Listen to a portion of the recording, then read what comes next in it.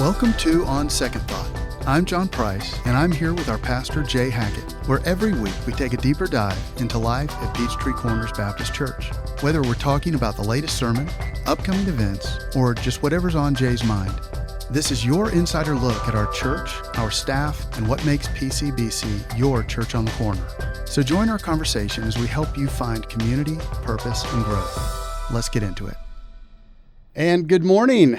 We are caffeinated. Did you have a croissant? I did have a croissant. Yeah, I had a croissant too. That second cup of coffee really helped. Yes. Because this morning it's rainy. I was feeling a little puny and feeling so good now. Got the new Nespresso flavor. I love that. Yeah. Not going to try to pronounce the name. No, I appreciate it. You tried that earlier. They didn't work out too well, but right, Todd and I enjoyed that, and it will come back to haunt you. Yeah, you had the caramel one. Yes, and it's delicious. Delicious. And I had the Malazio or something, and Todd, you had the Malazio Boost with the extra espresso. So we're good. Think that's just the deal with the two of us. Todd needs a boost in the morning. I do too, but I was a little nervous about having too much caffeine. Yeah. I've been a little puny this last week, and which brings us into the segue of the 5K this weekend. The 5K, yes. Man, what a great event. Awesome. I'm telling you what, I told Wallace, you've done a great job with this. So now Wallace is in charge You of told all him events. that I did a great job? I told him that John has done a great job with this. Good. I'm glad I got credit for doing nothing. Nothing. They were hoping for like 150 runners at this thing. And I remember somebody was telling me that when they got to 75, they were like, we've got 75. And several people were like, not bad for your inaugural race, right. But then to end up with 454. Yeah. I mean, that's just crazy to me that we had that many people. And I think we had 454 register. Yes. And I don't know, maybe around 400 that showed and ran and finished the race. And so if you take my time and compare it to the people that registered, I'm above average if you take the ones that actually ran. My time. Below average. I'm one of the 54 that didn't show up. So, no, I was there. It was good. It was a great event. I mean, from start to finish, just with all the sponsors, the different people that were out here, everybody had great things to say. And we know $10,000 was raised for Neighborhood Co-op. So that's very impressive, not including the food truck, right, that they brought out, and everybody brought some food. And I was thinking there was a food truck. No, we didn't have a food truck. Okay. I was like, I didn't see an that. empty truck that we filled with food to go to the Neighborhood Co-op. Because my understanding was they have been having to ration out some of their food here lately because just had, slow and low supplies. Wow. So hopefully we can increase that awareness, get some more people excited about it, and continue to minister to people here in the community. Yeah, so. No, that's fantastic. No, a lot of energy. And Logan ran. Yes. Jacob ran. Yes. Logan was saying that he ran the week before, just kind of in his neighborhood, and he's like, "Oh man, this is not good." I ran a 5K in, I think he said 28 minutes, and then he ran it again in 27. And I'm like, good gosh, I would kill to do 20. And so the day of the race, he gets with some of his youth guys and finishes in like 23 minutes. So now I think the overall runner was like 19 minutes. Yes. One of the guys here in the Japanese church, I believe. Yeah, and he did it, and it was crazy. I mean, averaging a 6-minute mile, and I think mine was just under 12-minute mile. Hey, you finished. I had different goals. You did have different goals. I had different goals. That's right. Yes. And so that's exciting. And don't forget, like Logan's 27. Right. And so it's been a while since either one of us have seen 27. It's been more than 27 years. Yeah. For those of you counting, I'm 55. Yes. And I'm 2 months away from 50. So Lord help us on that. But that'll be good. No, great event. Yeah. Very, very pleased at how that turned out. And then just got to have a wonderful time with that. And then got to come in yesterday. And be sore. Be sore, yeah. Jacob told me, he said, 2 babies, never miss worship, still continue to be here going through it. To be fair, he did not Tia have had the babies, yes. Right. To be fair, he didn't have the hard part in any of that. Right. But he said it's a 5K that ends up wiping me out, and I'm too sore to lead worship the next morning, which is why I told him that's why I didn't run. I didn't want to hinder the gospel going forth. You're thinking of the flock. I like that thought. Yeah, let's go with that. Right. But, another great day yesterday. It's just neat to walk into the worship center now and see some of the changes, the different things that are happening. We announced yesterday big changes this week. If everything works according to plan, we'll have our new chandeliers. They're supposed to hit the door today, awesome. And they said they'd have those up this week. The paint colors have been selected. I was on the property, but did not have any say in that. For those who don't know, I am colorblind, and so it's you do not want me. It's a beautiful gray. It's a beautiful gray. Everything looked. Actually, the color that we picked, I was like, "Why are we doing pink?" And they were like, "No, it's not pink at all." So, but no, we did have a female touch on that as well, so that helped nicely. But so the paint should be done this week. And then as well, they're even talking about starting the hardwood. The wood on the stage? Yeah, on the stage this week. So if those 3 things happen like we think they will, then next Sunday will be just like, wow, when you walk in the door. That's fantastic. Yeah, and I'm hearing great things. I mean, everybody's coming in and going, man, this is going to look so good. We're so excited. It has been fun and amazing to see how quickly they are just knocking it out. And Doug and his guys, Mario, and they're just doing a brilliant job. And Todd is coming in and working with them and getting things back ready for worship on Sundays and then setting tear down. A lot of work that he's doing and Tom had a lot of that stuff, a lot going into it, but it's fun to see such quick progress. Yeah, and I enjoy it just as, starting the workshop that I get to kind of get the reclaim. And I'm sure Doug is getting a little tired of this, of me saying, now, are you going to use that trim or that red oak? I got a place for that. And I've been, I got no pride. I've been dumpster diving over the weekend when I'm like, oh man, there's some good poplar. That stuff's like $380 per linear foot right now. And so if I can pull that stuff out, I'm saving the church money, Wow. So, but we built the cabinets. For those of you at home, John's a hoarder. I've realized that over these last couple of years. No. He does not throw anything away. Every time I go to throw something away, there's a tear that runs down John's eye, and he's like, "But we could have used that somewhere else." And I'm like, "John, stop, man." I come by it honestly.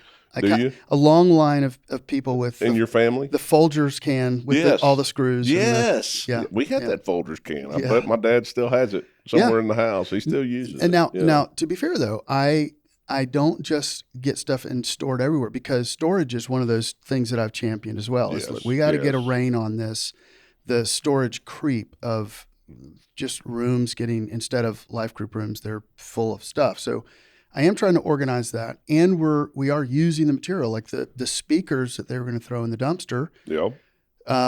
I grabbed those, took those up, and we're using them as cabinets in the workshop. I believe I saw that on Instagram. Yes, yeah. Yes. And I kind of, as a joke for Chelsea, I took a picture of the face of the speaker with the woofer part taken out, and I said it was going to be a cornhole board for millennials, and it'd have an accompanying trophy, being just a, boomer humor. And so she posted that it was nice. I was making them for the youth group, and I was like, nah. So I had to clarify that. But Brenda, she was like, oh, I saw that with the senior adults. We would love that for our game. I was like, okay, we'll make it. Now we're making a huge hole for the cornhole. It's fine. We can do that we can use it for VBS. And that'd be a simple project, but whole lot of fun. Yeah. And over 450 registered for VBS. Yeah. That's crazy. Yeah. I'm curious to see how we're going to fit them all in. Yeah. You and me both. Yeah. That'll be an awesome thing. So we'll see how that goes. Yeah. Yeah. Anything else fun happened this weekend? in your world? Well, had a great life group. Nice. Had the first Kenya meeting. Yeah. So that was, our group going to Kenya. So that Wallace. How many you got going? There's 15 of us. 15. I was excited to see the number of families going with Mm-hmm. kids. And so, high school, of course, we took the group to Costa Rica last summer and had younger kids. This is mainly middle school and high school. But that was just a special time when our kids were growing up to be able to take them on mission trips. Yeah. I remember taking my daughter to Long Island to do some of the flood relief, Hurricane Sandy, and taking both the kids down to Guatemala and just letting them experience different cultures and helping others. So I'm looking forward to that. Yeah. Well, and as a parent, your number one discipleship is that opportunity to pour into your own kids. Yeah. And to help guard and guide their heart towards God. Right. I think you just invented a new word. There it is. It's a good one. Guard and guide. So. Guard and guide. Guarding and guiding. Yeah. I make up a lot of words, John. That's just well, that's the fun. nature of being a communicator for a living. Urban Dictionary, it's J Dictionary. Exactly. So. Well, good. We digress. We apologize. But, yeah. Let's take a moment. Let's take a moment. Focus. Get back on track. Yeah. I am. Okay. All right. There we go. I am series, man. It's been a fun little series, and we're going to shake some things up this week because I'm passing the baton, my friend. I'm passing it over to you, and I will try not to fumble it. And you will not fumble it. So, how did you feel? So, John is doing "I Am the Good Shepherd," right? Right. Yeah. And I was listening closely to your sermon yesterday because, one, I like to listen to your sermons and apply them to my lives, but also to know, be able to converse in the episode the following day, but particularly so because I'm preaching next week. And you kind of were skirting that line, talking about the shepherd. I'm like, oh gosh, please don't take all my stuff. Right. So my thought I was trying to be conscious of that, and that's why I focused more on the door. But I was like, yeah, this is gonna upset John. I'm getting all in his lane here for next week. I told April, and she was like, well, so to be fair, it's like the sheep gate is, the sheep is mentioned in the passage. I said, but still. And so I was thinking, okay, what are the other I ams? I'm just going to sandbag him. I'm going to preach all those as well in my sermon. No, but you did a great job, and it's so cool how in this series you're bringing out and through the I ams as Jesus is using the metaphors that we can point to one or two or three very solid ways that we can understand God better. Yes. Understand Christ better and our who Christ is, how he is a vehicle to God, to the kingdom. Mm-hmm. I'm really enjoying it. Yeah. So. No, it's been good for me to study it, to look at it, to walk through it, and to be reminded of it.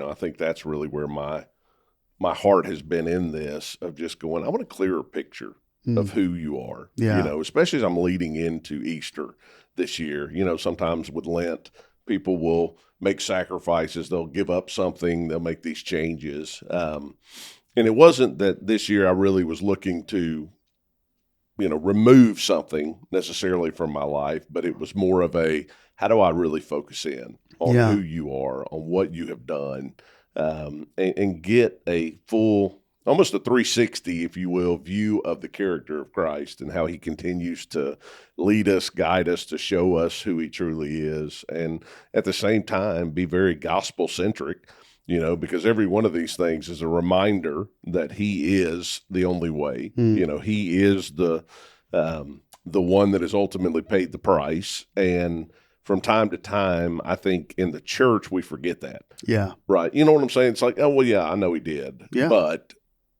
so what?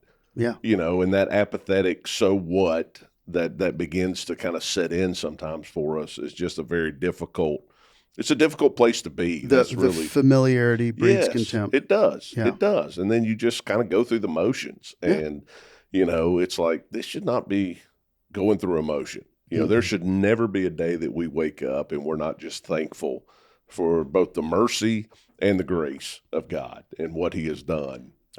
Right. And thankful that gratitude, I think, is probably one of the most important things that we can make a daily habit of. If we can take some time and action step, this will be one of our action steps today, is take and say, what can I be grateful for? And I've already mentioned that's something April and I have started doing. Yeah. I love that. Grateful for each other, grateful for something God has done, and just grateful for the day, something that's happened. And there's always something. And the more you start looking for it, the more you see it. And it just affects everything. It does. It changes your outlook. Yeah. It changes, everything about it. I think for Lent this year, I'm going to give up commercials. So I'm going to upgrade all of my streaming services. Yes. So I don't have to partake in that. I may be missing the point, but yeah. It's so funny to me how all the streaming platforms and the different things now, how frustrated I get when a commercial comes on. And I'm like, what did we used to do? Right. It's like old TV. Yes. Except now we're paying. And now we're paying. Per channel. But then all of a sudden these commercials come on and I'm like, this is ridiculous. I mean, but growing up, no one else ever thought any different. Right. You had these commercials, you watched them, or that's when you went to get your snacks or go to the restroom, because you had this little 5-minute window. Now it's like, we got to pay extra. It's just one more thing, right? So I hope you all, appreciate the fact that we are commercial free. Yes. We do not do commercials. We don't have sponsors. Not that we're not open to sponsors. Yes. Yet we don't have sponsors. Right. But from now on, we'll see how. Once we hit that 5 million followers, we might. Yeah, and we're close. We're like within 4.9 million. Right. Of us hitting that. No, I think the thing yesterday that was so funny was I made that comment about contentment towards the end of my message, and I said contentment is not getting everything you want. Right. Yeah. Contentment is wanting everything you have. And the looks on people's faces, they were all like, "What? Let me think that Hold through. on. What did you just say?" And I was like, "Let me give you a second. Let me give you a second to let that sit in for a second, because we focus so much of our energy on what we don't have, right? And so because of that, we're not content and going, man, I'd be happier if I want this. I need to have that. I need to, and it's like, hold on a second. That's where that gratitude, I think, comes in to go, let me think about how blessed I truly am. Yeah. And all of the gifts and the things that God has blessed me with. Man, I'm just thankful for that, and I think Paul says very clearly, it's learned. He said, I have learned to be content in all things, when I've had a lot, when I've had a little, and I think it's something that we do have to learn, which can be difficult in the world in which we live, and especially here, in Peachtree Corners, where everybody has lots of stuff, and I think lots of stuff, the scary part is leads to that apathy. In a lot of ways, because I think we fall asleep sometimes spiritually thinking, hey, I'm good. Everything's great. God's blessed. And I don't really have to, worry about a whole lot. And it's all good. Yeah. And it does, that thing that you have to have, that, the things that you keep in your cart on Amazon is like, okay, once I can hit this, they do fulfill something in you for a second, for a season. But it is amazing how fleeting that is. Because then it's just on to the next thing. Yep. Oh, well, and I had that this weekend. I have had something I've really had my eye on, something for the shop, and I was able to get it and was very excited. And then I'm like, oh, but I could get these, things that go with it. And so, I've got to be like, listen, I'm going to sit in this moment and just be grateful that God kind of provided in a really cool way and enjoy this. But ultimately, it's not about that. It's not about things. It is just being content, like you said, in not just what we have, but that we have life, that we have life to the that fullest. We're members of God's kingdom. Absolutely. And what that means, the hope we have, the joy that we have. And I think that's where you look back and go, have I allowed the enemy to rob me of that joy? Have I allowed him to steal my first love? And have I lost all purpose rather than focusing on what Christ has allowed me to have and given me? Yeah, and that's a subtle way that he does it is by giving you, by you getting things and it being a poor substitute. Oh, absolutely. Ultimately for those things that are most important. And so it's just a neat way to start just looking at our life and going, okay, where am I? Yeah. Am I truly content? And stuff's not bad. Right. You hear pastors all the time say, stuff is evil. No, stuff is neutral. Money's neutral. There's nothing evil about it. It's the love of money is the root of all evil. And so they said you can have stuff, but your stuff can't have you, right? And so as you start thinking about that, it's not that stuff is bad or we shouldn't desire stuff or pursuing those kind of things. It's just we think my life would be complete if, and our life is complete if we're in Christ. And so it's understanding that and just going, all right, Lord, this is me, and I'm content. I'm happy with you. And, Solomon over in the Proverbs would say, it's not, I don't want to be rich and I don't want to be poor, right? Help me to be right there in the middle. To where I am fully content. I don't want to be lacking in anything, but also don't want to have everything because, too much is given, much is required kind of a thing. And it's like, man, if I'm up here, there's different temptations or different things that come at us. And Lord, I'd like to just be right here and be content. Don't let me be tempted to walk away from you. Right. And so I think that's and it is an interesting thing when you start talking about money and wealth, and because there's usually a lot of emotion around that. And there has been, just like, in our culture, there's been glamour in, the American dream and having, there also can be a spiritualization of poverty. And Jim Stovall is an author, writer, and his mentor told him the best thing you can do for poor people is not be one.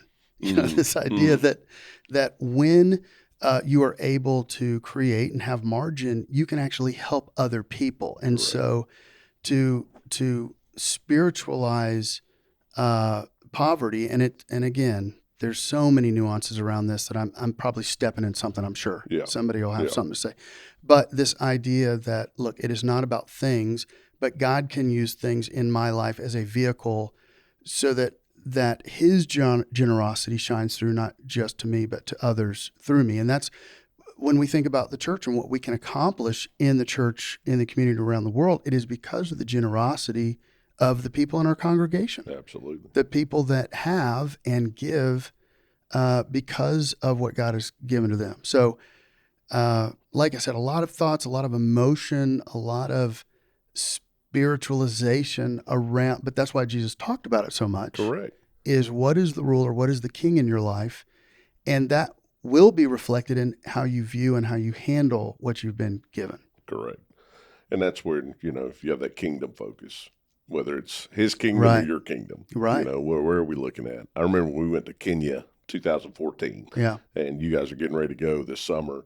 In our debrief, we had a couple of people, because you get to other parts of the world and you see different things and you're like, oh my gosh, I'm living like a king when these people have a grass hut and they're so happy we brought them a goat, kind of a mentality. And so your first inclination is when you're sitting there in Kenya about to get on a plane, I'm going home, I'm going to sell my house, I'm going to sell my car, sell my children. I'll sell whatever I have to sell and give this away because I've got to help other people. Right. And, and so one of the debrief things is we go, hey, listen, it's a good time to reflect. You should stop and think about, is there excess in which I'm spending on my kingdom rather than his kingdom? Yeah. But God has also set you up to be a blessing in a lot of ways now that you can not only serve, and you should go, but also to give and to be a part of that. And so it was neat to watch, that transition. And that's why I always say you need a little time when you come back from a trip like that to debrief it, to talk about it, so we can go, hey, how do I need to apply this? Right. Before I just sell off everything, how do I stop and go, okay, hold on a second, Lord, what areas of my life do you want to change? How do you want to grow me so that I can continue to be a part of your kingdom? And he might call some to give everything. But the idea of reflecting and allowing something, because I really think the short-term stuff is much more for changing you than it is. Oh, 100%. And we talked about that in the meeting yesterday, is we go there to encourage the people who are there all the time, the ministers, to love on them, to just appreciate what they're doing, to give them a little rest in areas, to love the people, not as, hey, we're coming to, be the great saviors, but and the book When Helping Hurts was referenced. And it's a great book, and this idea of understanding there are different types of poverty, and we are all experience poverty in our relationship with God, with ourself, with others, and with culture. I can't remember what the fourth thing is off the top of my head, but understanding those things helps us to kind of step back and readjust, realign, and say, okay, God, I do want to be a person of generosity, a person of sacrifice, sacrifice for your kingdom. And that might look different for different people. Absolutely. It might be, I want to give more towards, financially towards missions. It might be, I want to give my time and talents to this ministry in the church, or this ministry that we partner with in the community. Correct. But I think those opportunities are, they're spurred by these experiences that we have. Yeah. Yeah. And it's it's just kind of like you dip your toe in the water. Mm-hmm. And that's one of the reasons why we look for different opportunities, right? So we have Boston coming up in September, and Boston is easy, right? I mean, up in Boston, there's a lot of things that are going on, a lot of people that are anti-gospel, right? But it's an easy step, right? Because some people may go, I can't go to Kenya, that's just too far away. It's too long of a trip. It's too out of my comfort zone. The first curved TV I ever saw was in Kenya. I never expected that, but back in 2014, Samsung had those new. Was it curved on purpose? It was curved on purpose, yeah. And I was like, wow, I never expected that. Because when you think of Kenya, they're kicking a basket or they're doing something else, and just not looking getting chased by a lion. Chased by a lion, yeah. Right. I was thinking about a kid that got eaten by a hippo while we were there. It was crazy. It was prior to us going there, but it was awesome. We got to meet him, hear his story. Anyway, so all of that to say, we provide different opportunities for you to say, okay, here, let me start, right? And I think that's the key to us going, okay, how can I be used, right? Because every one of us as believers, right, we have this light that is now in us, and we know the door is Jesus, and so we go, hey, how can I help others walk through this door? How can I help others experience him? And whether that's moving somebody into a new apartment in Boston, or whether that's going to work with John and Leah at the orphanage there in Kenya, it's like, hey, I want to show people who Jesus really is. Yeah. And so, it's just neat to begin to see that. And then here's what we recognize. God, if you can use me there, you can use me here. Right. And realizing your neighborhood is a mission field. Absolutely. Your job, the people you work with.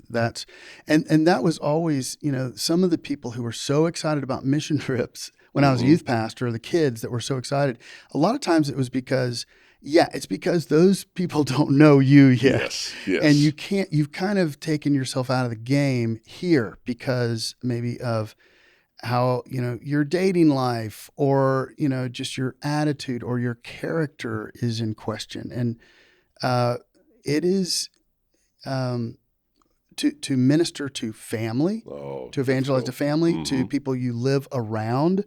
Like, if you want to minister to your neighbors, are you taking care of your lawn? And I'm stepping on my own toes here. No, I know. And so, you know about my lawn? No, I don't know about you. I'm just saying I know about my own lawn.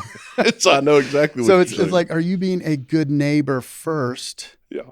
Before you start bringing God into it, are you going to be, a good witness in that sense? And so I think they're ministering, witnessing, being on mission, at home, close to home, there is that element that we have to be true, sincere.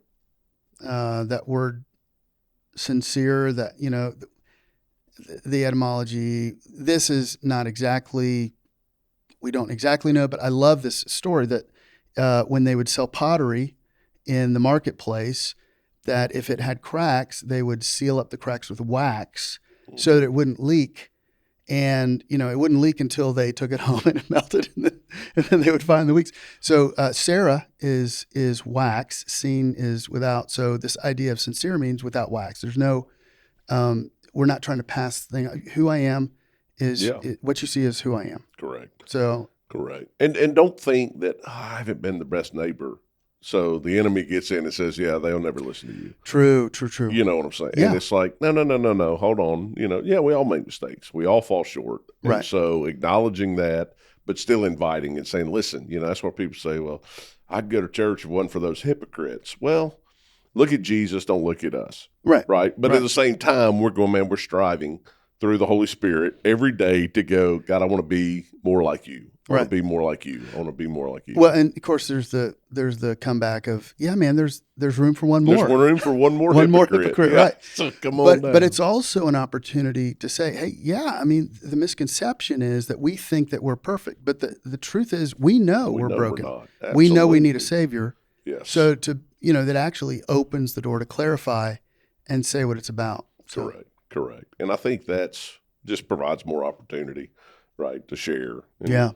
So here's your another action step, right? Because we're always talking Easter's coming up. Yeah. And so Easter people will come. I know we said this last week, but we're going to say it again. Stop being a jerk to your neighbors. Stop being a jerk to your neighbor for the next 3 weeks so that you can invite them to Easter. Exactly. Yeah. Right. No, that's good. No, it's going to be great. I'm really looking forward to it. Anything else? You're going to be gone this weekend? I'm gone this weekend, yeah. Heading up to Gatlinburg with the juniors and seniors. Yeah. And so spending some time with them for their last trip, and my daughter's last trip as the senior this year. And so try not to get too sad about that. Yeah, we're trying. Yeah. We told her we hadn't let her leave yet. So if you need to cry for the camera, that might help ratings. Well, who knows? It would really help if I had an LED screen. We'll keep working on that for the sanctuary. Yeah, we got just the one. We have just the one picked out. Yeah. And you too can be a part of that for $100,000. Yeah, just a stroke of a pen. Stroke of a pen, we can make it work. Any teaser for Sunday that you want to throw out, or have you even begun to look at John to see if? Yeah, no, I have. I've actually a couple of weeks ago, April and I were at our kind of Saturday breakfast thing. We were talking about that, and as not as much time as she would like, and I would like. I mean, we enjoy hanging out together, and because she works on the other side of Atlanta and commutes, that takes up a lot of her time. But so we try to be intentional about not just when we're sitting and watching Netflix, but kind of time where we're like, okay, what are your goals? Here are my goals, and doing that together. So. What were we talking about? You were at breakfast, and you were thinking about the sermon. Sermon. Right. I was just lost in thought about my beautiful wife. So, yeah, we were looking. I was like, man, there's so much here.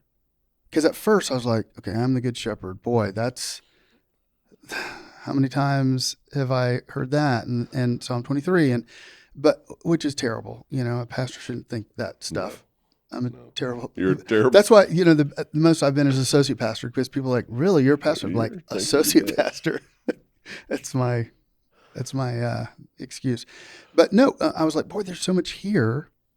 And so it's going to be, okay, what is going to make it into the sermon? Yeah. And then maybe we talk about some of it in the next day, but also as we're looking at kind of writing some devotions together in the book, it may be 2 or 3 devotionals or chapter kind of topics in that as well. So yeah, that's the shepherd. Yeah. It's going to be great.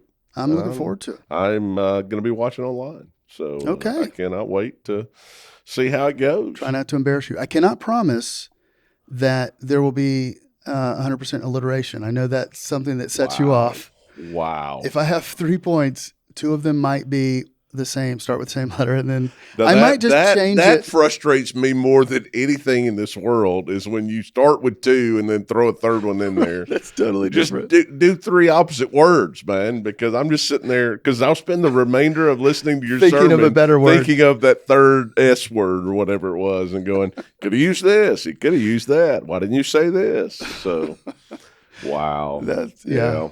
No, man, I'm really looking forward to it, and you do a great job every time that you preach, and so I know God uses you in a powerful way, and and it's great for our church because we get to hear from other people, and I love that we could bring people in, but I love the fact that we've got guys on our staff that are excellent communicators and that really connect with people inside of our church. And it gets them to see the heart of you. You know, we get to see it here when we're hanging out. But, that's the thing that I love is just people to get to know our folks and go, wow, this is why we're here. This is why we're connected. We love doing life together. Yeah. So, yeah. It's great stuff. Good stuff. Well, knock it out. Anything else? No, sir. I'm good to go. All right. Well, guys, thank you for giving us some of your time. I hope that you enjoyed it. I hope that maybe it reminded you or encouraged you to be a part of something that's coming down the pike. We hope that you'll join us on Sunday and see all the changes, hopefully, that will have taken place in the worship center. And I certainly would appreciate your prayers as I prepare and be praying for the juniors and seniors. I'm really glad that Logan's going to be doing that and that you're going to get to tag along and spend time with the kids. It'll be fun. Steve Parr's book, Why They Stay, that is the number one, I believe it's the number one reason why kids stay in church is if they have a personal relationship, with Jesus, but also with their pastor, if they know their pastor. And you've always done a great job in loving on not just our folks, but our students, our children. And so I think that is so, and I know part of that is youth pastor background. We share that in common. Yes. And so that sense of just kind of getting in there, mixing it up. But you truly care about these kids, know most of them by name. And if you don't know them, you get to know them real quick. And they enjoy being around you. So I hope you have a great weekend. And I know it's going to be a special time. So it's going to be fun. But thank you guys for joining us, and have a great rest of your day, and God bless. Well, that's it for this episode of On Second Thought. Thanks for hanging out with us.